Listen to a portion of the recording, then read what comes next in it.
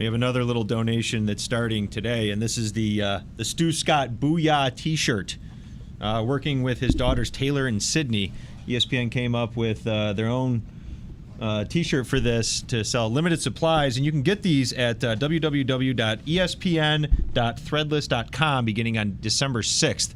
And Stu Scott, very influential, very cool. I worked with him a little bit, but you were telling us he was... As a kid growing up watching SportsCenter, I mean, there was nothing better than a Stuart Scott highlight read, right? Like a Stuart Scott breaking down a Kobe highlight the day after, cool as the other side of the pillow.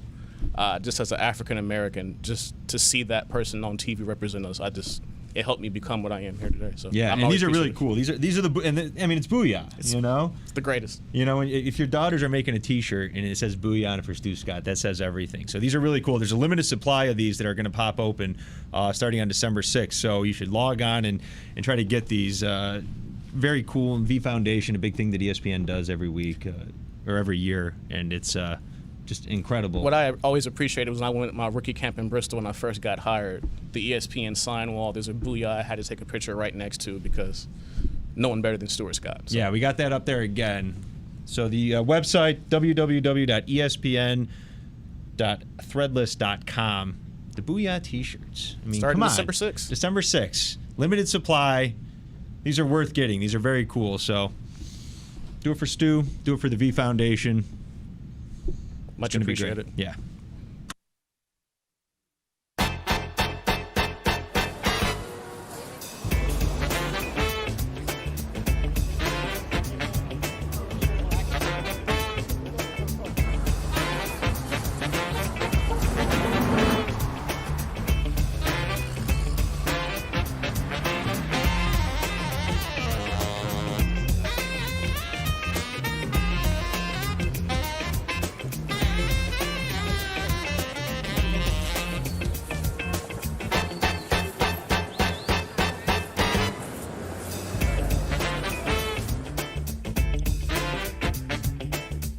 Hey, welcome back. We are here on a Wednesday afternoon, and so glad you're with us live in New York today as our tour over America continues. Back in studio tomorrow, Atlanta on Friday. I-Man is up next. You know, it never ceases to amaze me. These people come on. I read your articles for years. I've been with you forever. I've been watching and listening to you since way back then. And what these people don't get, you don't really care about a quarterback sneak or a fade route or any of that stuff. You kind of stand back and you look at the overall direction of things and the understanding that the people are using in their applications.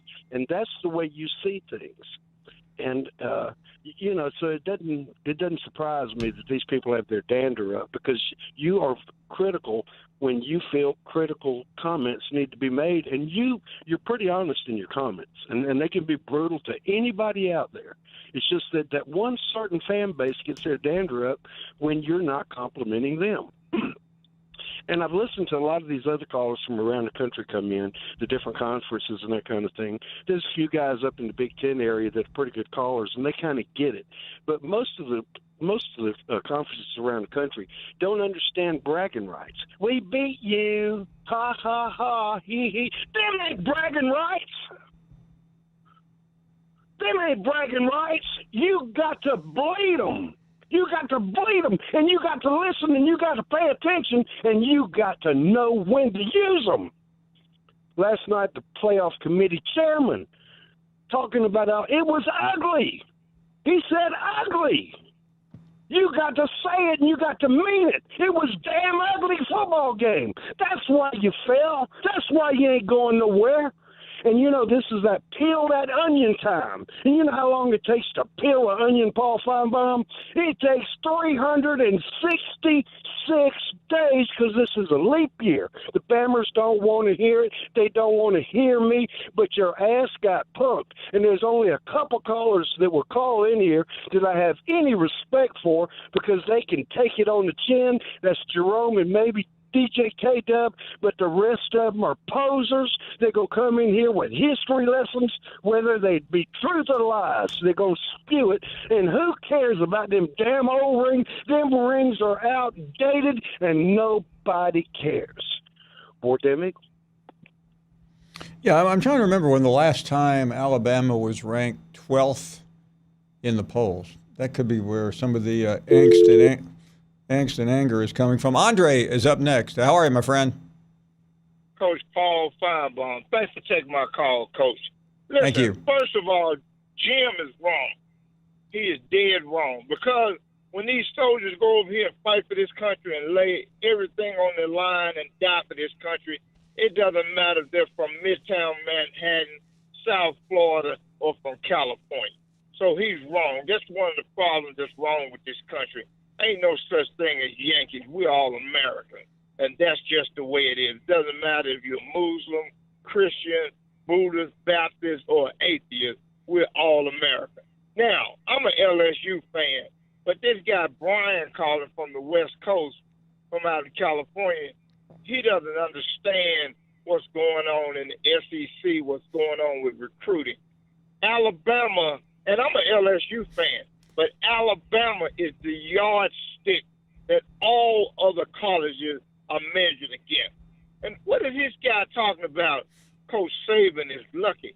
Does he know that Saban won a national championship at LSU, that he bought LSU back from the graveyard? Does this guy realize this? Does he realize that Alabama has the most players playing in the NFL on Sundays right now today? Does this guy realize this, Coach? Or just go out there and look at 24/7 or go look at ESPN recruiting and look where Alabama's ranked at right now in recruiting. It's not X's and O's, it's Jimmy's and Joe's, and Alabama's got plenty of them. They're not going anywhere. A lot of people want them to go somewhere, and they have Alabama fatigue, but they'll be back next year, Coach. I know it. Well, listen. There's, I don't have any doubt, Andre. Alabama is always going to be a contender. I think the issue becomes, can they do what they've done? I don't think they can, but I never thought they could do what they did. I mean, who thought an SEC team or any team could win 5 out of 9 national championships in this current era? Let me ask you one question, Coach. When it's all said and done, who is going to go down in history as the greatest football coach in college? There's no question he's going to be. I just looked down and saw that Jim is. Jim, are you still there? Yeah, that's a good point. That's a good point, Dr. Andre. Let me ask you a question, Andre. How am I wrong? Go ahead, Jim. Where am I wrong? Because where you're wrong at, Jim, is we can't separate each other. We're all American. No, wait a minute. Let me clarify something. Let me talk a minute. I said he's from the left coast. They are known for fools, idiots, morons, and dummies and they've ruined the country. Most of those people out there. That's my point. That's my point, okay. Andre. And, hey, wait a minute. That is a fact. That is a fact. Okay, now, Jim, let me ask you a question. Go ahead, Andre. Because I listen to you all the time. This country is led by 3 areas of the country. Do you know where they are? They pull the rest I don't of the agree with you, and I'm not going to even get into that because I don't agree with you. Okay. This country is led by New York on the East Coast, California on the West Coast, and Washington, D.C. in the middle. And they pull the rest of the country along whether they want to go or not. That's absurd, Andre. That's leading the country. Jim, it is the truth. You can look at these marijuana laws that are getting passed, and you look at when they started it. I see where you're coming from, but they don't lead nobody. They just try to muscle everybody and do what they're doing like they're trying to do Trump right now. They're not going to get away with it because payback time comes in about a year, and that's all it is to it. You got to wait sometimes when you're right. I know I'm right. I know Alabama's right, and I know Trump's right. Well, listen, one thing I can say, Alabama's not going anywhere. Anybody that thinks they are, then they're fooling themselves. Well, let me say this to you, Andre. You got me hot at you about 3 months ago because I liked you until you said you come on here one afternoon and said, Jim, that's so-and-so, and you got all over me about something. I said, okay, you on my list. You know, when you get on my list, it's like being on Trump's list. That's not a good list to get on, Andre. Well, if I'm wrong, and I apologize, but take me off your list, Jim, because sometimes Andre make mistakes too. Okay, you But got I the apology. appreciate You you asked for it, saying and that's nice of you to do. But again, I don't agree Well- with you about all this separation, three places. All of that's just stuff they want you to believe, Andre. I know where you're coming from. You're talking about where the power and authority seems to be, but the power and authority, Andre, is with the root of the people, the grassroots of the people, and that's what you saw in 2016. And wait till you see it again in November of this coming next year. Can I tell you something though, Jim? Yeah. It's the reason why they call California the big enchilada. It's 39 million strong. Oh, I It's the understand reason that, why and they they call all. it that. Hey, that's a lot of morons to be in one place. But I'm Jim, glad. they're I'd good rather them all people. be in one place than all over the country. That's the best thing about that. Jim, Thank you, they're Andre. good And, and bad. appreciate your Thank you, your Jim. apology. All right, now. All right, Coach, I got to go now. Okay, thank you. That was, by the way, that might be the most civil conversation Jim's ever had with a caller on this show. Chase is up next in South Carolina. Hello, Chase. What's going on, Paul? How are you? I am well, thank you. Well, I just wanted to let you know, and if you wanted to reiterate or even go further in detail, that because of your statement about Dabo Swinney being the most annoying winner in all of sports, you have now become my favorite human. Because you have basically echoed what I have been saying, preaching since 2012. He cannot just win. He has to have the media. Everybody has to give him the attention. He praises the program, but yet he's the only one that wants and gets the attention. He's a glorified cheerleader. That's all he is. Any thoughts? Am I wrong here? Yeah, I mean, by the way, I've had a lot of criticism for my take on Jimbo, on Dabo. They're all Jimbo, Dabo, Bobo, Hembo. Bottom line is this. I cringed when I heard it the first time on Saturday, and I never stopped cringing, and I just simply expressed that. We can all say in unison how much we like Dabo Swinney. That's not really the point. And I think you heard in his response that the two of us have had a very good relationship over 20 years. It's not really, there's no animosity. I just like you, I just get tired of hearing a guy in his position. I didn't say he's the biggest loser. I said he's the most annoying winner. When have you ever heard anybody say something like that? We're up against a break. More to come, and your phone calls. Well, on to the big one. Got an exciting football opportunity to play what I think is one of the best teams in the country. As explosive as a team as I have probably ever watched on tape. I don't even know what the numbers say. Obviously, the numbers say they're really good, but I don't go by that. I go by what I see on tape, and they do a tremendous job. Defensively, we've had them on tape. I know we overlapped on Auburn and Florida, and I think Dave Aranda does a tremendous job. They've got a very experienced secondary, talented up front, play a lot of players. Just a tremendous overall program. And what Coach Ogeron's been able to do with his program from a standpoint of winning big games, I mean, playing top 25, top 10 opponents, I think he's been as good as anybody in the country. And I got a lot of respect for him. I always have. I've known him for a long time. And his teams take on his personality, which is toughness, physical, and cut it loose. So this will be as great a challenge as we've had. I know since I've been here as far as playing an opponent, and our players have earned this opportunity. We didn't back our way into this game. We earned our way into this game. And we're looking forward to the opportunity to play in what is probably one of the greatest stages, I've said it over and over, in all of college football. Kirby, in your experience as a head coach, sometimes when a new quarterback coach or offensive coordinator come in, is there sometimes a transition period for a quarterback? And do you think Jake has experienced any of that this year at all? No, I don't think so. We really don't have a new quarterback coach because it's the same guy that did it last year, different coordinator. But I don't think, if anything, they're probably better on the same page because they're in a second year of being in the room together. So I think that's a big part of growth and growing up and being able to do things. Biggest difference this year is who's healthy, who's out there playing. I mean, 3 guys are in the NFL that were out there playing last year, and really 5 when you count Holyfield and Nada. So there's not been a level of consistency with the perimeter skill that there probably was last year. That's the biggest difference. Hey, Coach, is there an update on DeAndre Swift's injury going into next game?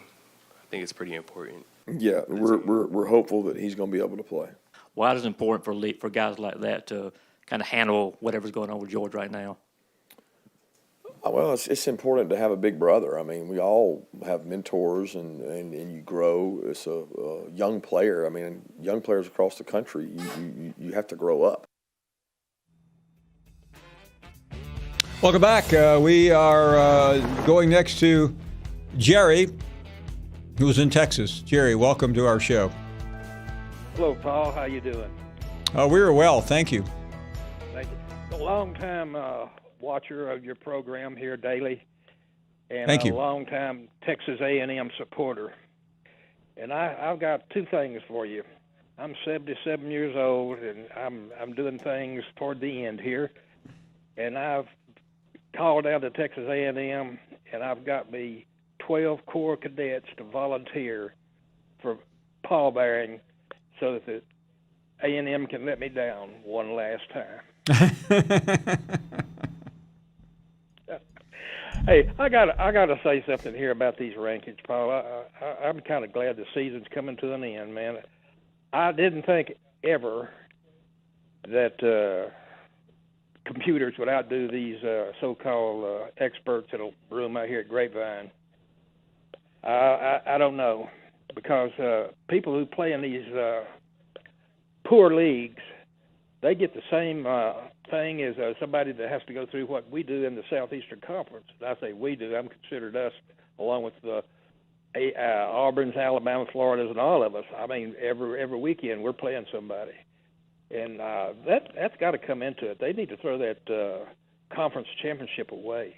Unless they can expand the amount of teams and so forth like that, it's just not on a level field, because I guarantee you there's not a team in the Big Ten or the Pac-12 or any of these other so-called powerhouse conferences that could come down here and play in the Southeastern Conference and go undefeated. Most of them would have 4 or 5. Yeah, you know, and Jerry, I know everybody at the SEC loves the SEC championship game, but if we didn't have an SEC championship game, the SEC would already have 2 teams in the playoff. That's exactly correct. That's exactly correct. And you know, the thing about it, Paul, it's always been we want the 4 best teams. But you get all these so-called pundits that's played ball and announcers and everything, and they say, well, you know, they're in the championship game and they beat this one and they beat that. But who are they playing? You know. Hey, tell me this, and I know everybody will go, oh, I can't believe you're on that take again. But are you telling me that this committee believes that that Utah, Baylor, Minnesota, Oklahoma are better than Alabama? Anybody that thinks Oklahoma is better than Alabama is a fool. Oklahoma is a mediocre team at best. They play in a weak conference down here. Texas is back. You know, they're back to 7-5, just like we are. If A&M was in that conference this year, we'd have walked through them. Yeah, the only thing, if A&M played in the Pac-12 or the Big 12, they'd have double-digit win. They'd be 10-2, wouldn't they? Absolutely. We're playing the Sisters of the Poor next year for our schedule, and we ought to get all kinds of claims. Yeah, A&M is the one school, Jerry, that I know is catching a lot of flack, but I wish for Jimbo's sake they hadn't just completely rolled over on Saturday night. Because until then, you could make an argument that they competed really well. I was watching 3 games at once, so I didn't get a really good dose of it. But well, I had to sit through it, but that was tough. But I'll tell you what, there's not many teams in America that could have gone into Baton Rouge Saturday night, having beaten them the year before, and they need the game and to impress some of these so-called experts out here, and got anything less than what we got. I guarantee you that. LSU's for real. I hope they get. I don't care who they get in that tournament. I just want them to play their game, and then everybody else will shut up and watch the Southeastern Conference. Thank you very much. Great to have you on. You bet. Take care, Paul. Always a pleasure. Let's check in with Sterling next in North Carolina. Hello, Sterling. Hey, first-time caller here. I'm from Georgia, but I'm living in North Carolina. Just a brief part about Brian and Jim. Brian, totally wrong, but really agree with Jim in part in the fact that instead of Adam Schiff, he needs to follow Trump and Nunes and completely ignore the facts. That's what he's doing. He's ignoring the facts. Jim won't like that, but I don't really care.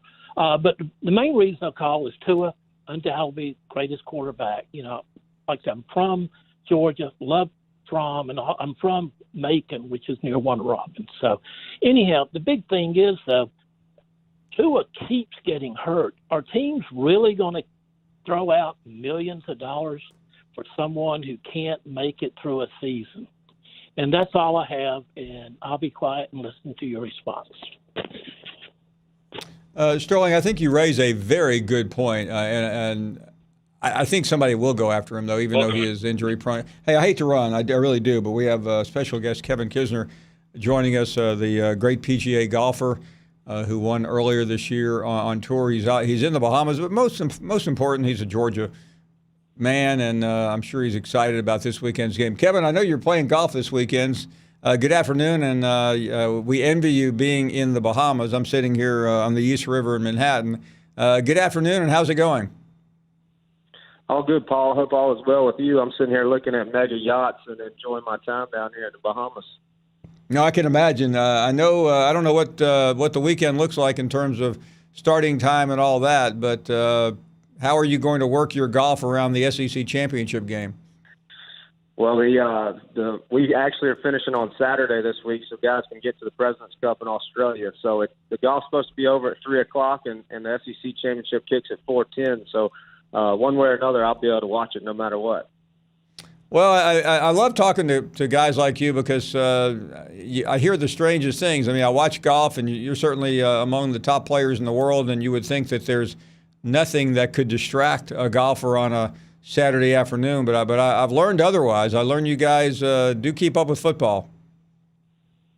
Absolutely. My caddy says it's the worst day of his job is a Saturday while we're playing and Georgia's playing, because I have the phone in his bib the whole time, and he says I could care less about the golf shot. I just want to get back to my phone in between shots.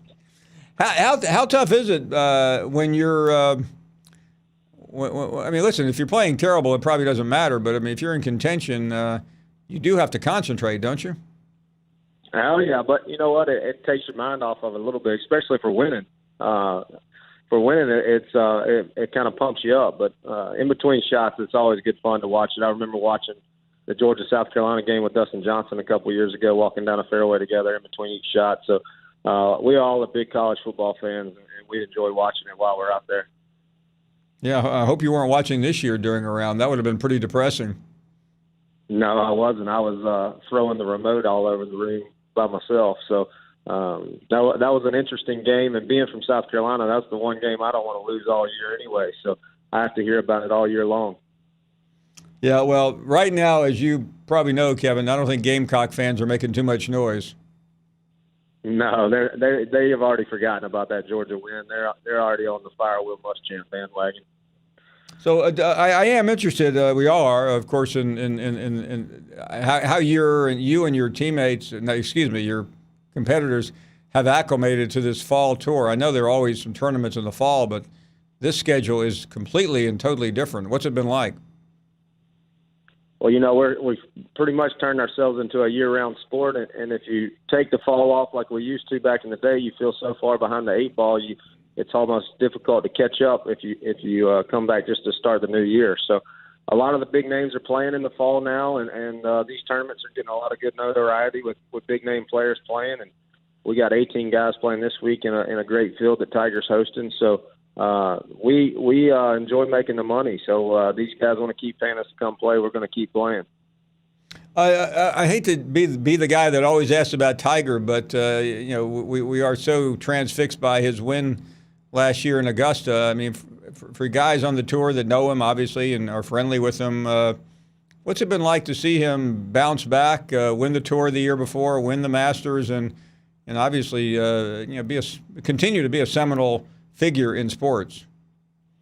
Well, I tell everyone we need Tiger. Tiger is the lone wolf that moves the needle for us, and he drives the ratings for us. And when he's playing well, we all make more money. So we hope he lives to 60 and wins once a year for the next 15 years. So he's the man. He's the reason we're all playing for a lot more money than we used to, and we all respect that for him. And the way he's come back from his injuries and other things in his life and come back to win that Masters is just an incredible feat, in my opinion. And he's in as good a shape as ever. I was hanging out with him this week, and he's fired up to go play and represent the country next week and be a first playing captain. So I think he's in a good spot in his life, and we hope he continues to play well.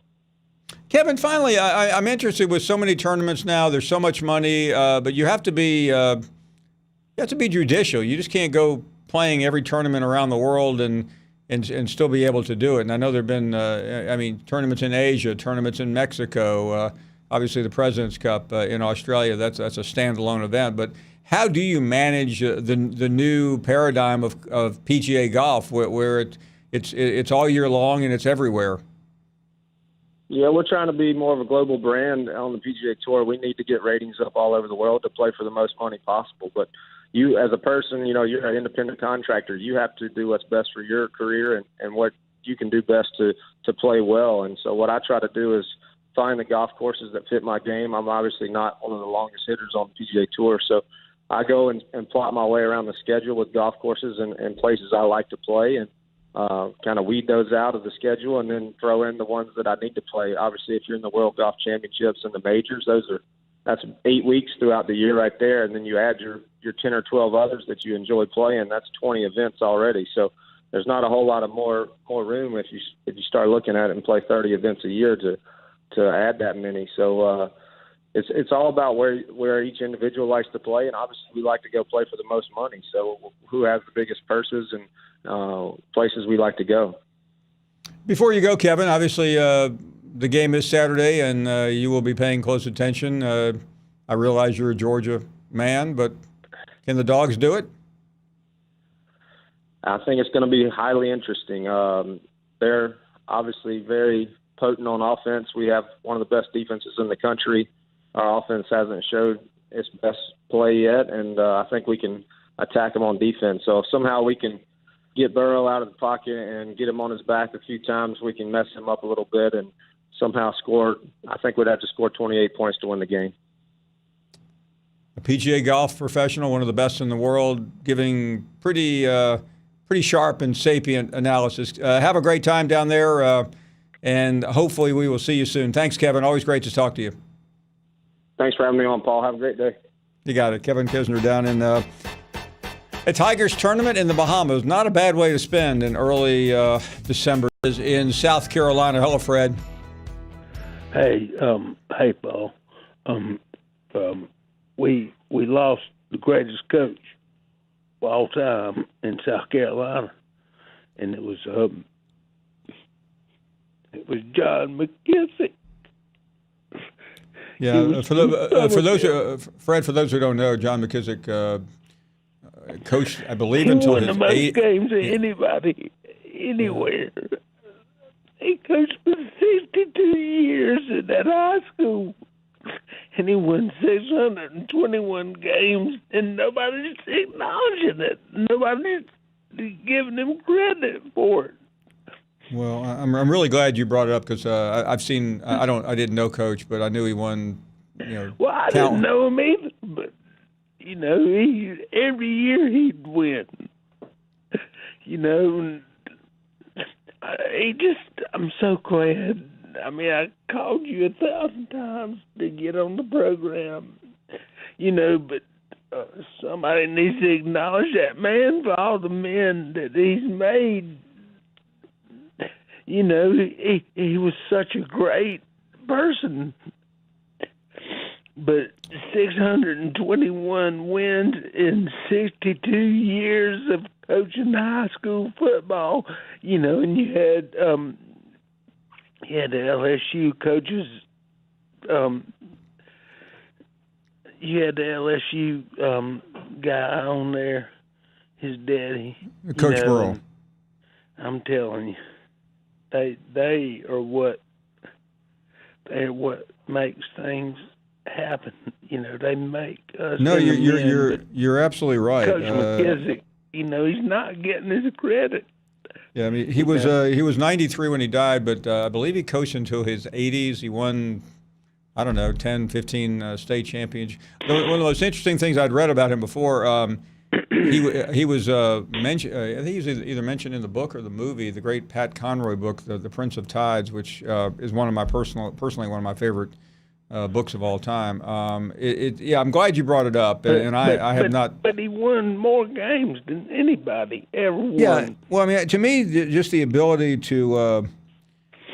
To coach for that long, listen, 10 state championships speaks for itself. And staying in high school. Yeah, I think that's that's the remarkable thing is when we all remember high school, and I still remember the teachers and the coaches that I had, and you remember yours, and those are people that have a profound impact, and will continue to have an impact on you your entire life. Well, I'm telling you, Paul. It wasn't many like him. My high school coach, Wayne Ingram, he went to Alabama, and and he was one of a kind. And there was Stretch Miller, and then Wayne, and I'm telling you, those boys. I mean, they were just about home, and about family and about country, and but Coach McKissick is not getting his credit. Well, listen, Fred, I'm glad we brought him up, and I think the people that understand and revere college football, especially high school football, where he coached, are giving him credit. But thank you for getting on. Ray is up next in Indiana. Hello, Ray. Hey, Paul, how you doing today? We're doing well. Thank you, Ray. Hey, bear with me, okay? The bullies, that wasn't that sweet, that Michigan-Ohio State game. The bullies really learned who the real bully was. It's Ohio State, right? I wonder who Jimmy thinks his daddy is. You know who your daddy is, Jimmy. It's the Ohio State Buckeyes, right, Paul? Yeah, I think by now Jim Harbaugh has probably figured that out. He's a really bright guy. Hey, I got a little joke for you. You know how bad the Lions been for 60 years in the never going to the Super Bowl? No, what about it? Well, the Lions they've been pathetic ever since I've been alive, 70 years, and so is the Michigan Wolverines. The good news is they're going to fire the Jim Harbaugh. The bad news is that the Detroit Lions are going to hire him. Makes a lot of sense. Thank you for the call. Adrian is in Nashville. Hello, Adrian. Hi, Paul. How you doing? We're doing well. Thank you. Great. So my beloved Hogs, I'm a Razorback, they look like a blind dog in a meat house. I tell you, I just had a nephew sent me an email, said, why did the Razorback cross the road? He said, because they couldn't get into the end zone. So I've started observing, and I looked, and I said, I sent Hunter Yurchek a tweet. I said, no more BM quality coaches. BM bowel movement, that's Bielema and Morse. So we need to get a home run hitter. My question for you is this. Since most of these coaches are afraid of Nick Saban, yes, I said Nick Saban, they're afraid of him in the West, why don't the Razorbacks put their money and go ahead and hire an NFL coach who will go down to the West and make some noise? They just fired Rivera up in Carolina. There are going to be some more NFL coaches fired. Adrian, let's be honest here. Ron Rivera is not going to Arkansas because he will probably have 6 or 7 NFL jobs to choose from. And I have to tell you, with all due respect, I'm an Arkansas fan, but why would anyone want that job with that roster right now if they could get a better job? Well, Okay, they're about to pay. Well, they're trying to get Kiffin there, but Kiffin he has too much baggage to bring with him. No. Adrian, Kiffin doesn't have too much. Nobody has too much baggage for Arkansas right now. Well, that's a good point you make. I mean, there, but I don't know. I don't know if Lane Kiffin wants the job, because Lane Kiffin has coached. He's been a head coach 4 times, and right. I'm just guessing that Lane has taken a look at that roster and said to himself, Chad Morris is an energetic guy with roots in Texas. He's a good coach. He couldn't move the needle 1 iota at the University of Arkansas. So he's probably asking himself, what am I going to do there when I'm living right now in Boca and I may or may not have another job somewhere? Listen, I think in the end Kiffin might take the job, but Hunter Yurachek, what I don't understand is he made this decision 4 weeks ago. Why doesn't he have a solution to the problem? Maybe nobody wants to be there, but that's where my question is for you. Well, then why did he fire Chad Morris when he did? Well, that's a good question. Maybe did anything really change after the season? No, nothing's changed at all. I think it was just because he's a new AD. He's got a lot of heat coming from a lot of the fans. You got the boosters. But the problem is the main booster that put his hand in the pot to begin with to get Chad Morris there was that Texas billionaire that owns the Cowboys. Yeah, listen, Adrian, if Jerry Jones has run his own franchise into the ground, don't let him run his university into the ground. I mean, anyone who thinks Jerry Jones knows how to run an NFL team is crazy. I don't say that. I say he screwed us up because he has a lot of pull with all his money. He's an alum, so they're going to take his money and say, okay, yeah, go ahead and get this coach here. But the boosters are what has caused Jerry was behind Chad Morris. Come on, his grandson plays there. Hey, we got to run to a break. Thanks for the call. We are continuing with more of your phone calls at 855-242. It kind of started over the weekend. There were rumblings, as there always are, and it seemed as if the court of public opinion had turned against Matt Luke after the Egg Bowl and how hard the loss was for some Ole Miss fans with the circumstances of the unsportsmanlike conduct penalty and the missed PAT. And then Keith Carter, the athletic director, pretty much came out and said today that he felt as if the ceiling was met and there was too much fan apathy, and that even if Matt Luke started to turn it around and had 6 or 7 wins next year, he doesn't think that this program would generate the sort of excitement that he needs to run a successful program. So when that happens and when the win-loss record gets worse from year 1 to year 2 to year 3, you start to consider a coaching change. So hold on a second. Didn't that guy you just quoted say last week that everything was going well? Yeah, about 10 days ago, he said that Matt Luke was who they were going to be progressing forward with. So obviously something changed, and I asked him today directly what changed, and he pretty much said that it was a sense of he thought more about it and he changed his mind, which people are always entitled to change their mind, but really the only thing that's changed in the last 10 days is Ole Miss lost by 1 point because they missed an extra point that would have sent the game to overtime. There's no telling what would have happened if that game went to overtime or if Ole Miss had made any number of mistakes that they made disappear. But yeah, 10 days ago, Matt Luke was secure in his job, and now he is a free agent on the market. Keith came out and said directly that he has not taken any money from boosters for the buyout. So all the people who want to come in and say this was a money issue, it may have been, but the athletic department is maintaining that was not the case. What really happened is I think that fans have really, really not wanted Matt Luke to be here, and they've spoken with, not going to games and not sending in donations and all of that stuff. And what I hear as apathy is that Keith comes from a fundraising background. Ole Miss is at a point where it needs to generate some revenue, it needs to generate some excitement, and I don't think the Matt Luke era, no matter how quickly and how positive it looked that things were going to turn around, that wasn't generating the type of excitement the athletic department wants. We welcome you back. We're glad you're here, and certainly continue with more of your calls. A lot of great calls. Let's get back to them and talk to Mike in Macon, Georgia. Hey, Mike, welcome to the show. Hey, Paul. Thanks for taking my call. Paul, it seems like there's a lot of raw emotions out there today from a lot of different directions, and I just wanted to touch on one or two of them. Fred, I know he was upset when he called, and I mean I understand why he was upset, but I will say I just want to say at least on ESPN's behalf, they did run a notification about Coach McKissick. I mean, they acknowledged it, in the banner headline down at the bottom.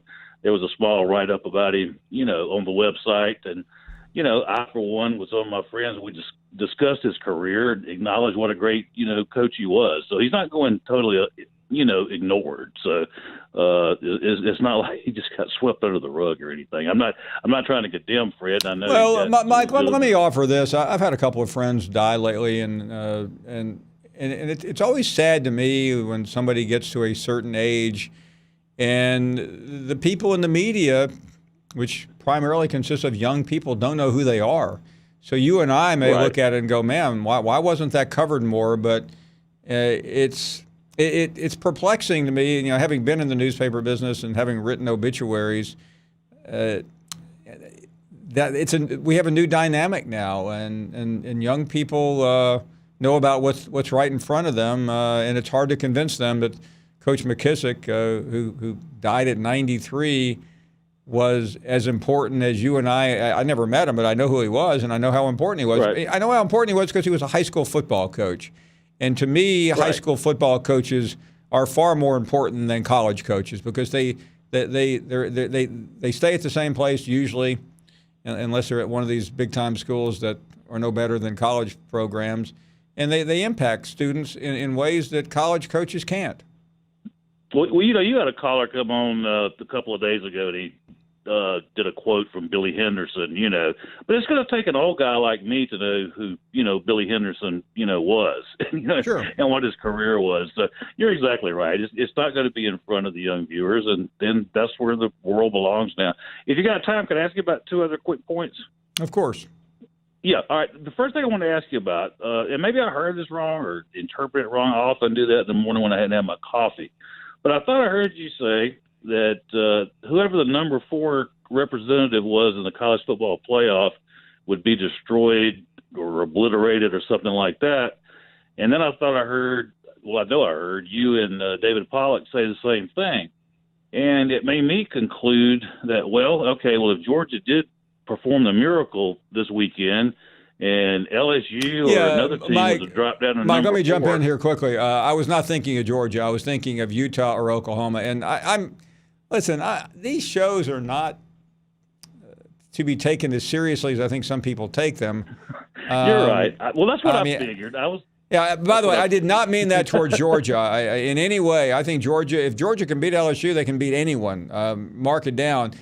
I made a joke about Utah today on Get Up. I said, and my comment was, let's be honest, nobody in the country wants to see Utah in the playoffs. And I tell you what, you would have thought I had declared war on the state of Utah, a place I have never been, and I can assure you, after today, I will never go. Well, there are a lot of hurt feelings going around, obviously, and I took that for what you said. I thought I knew what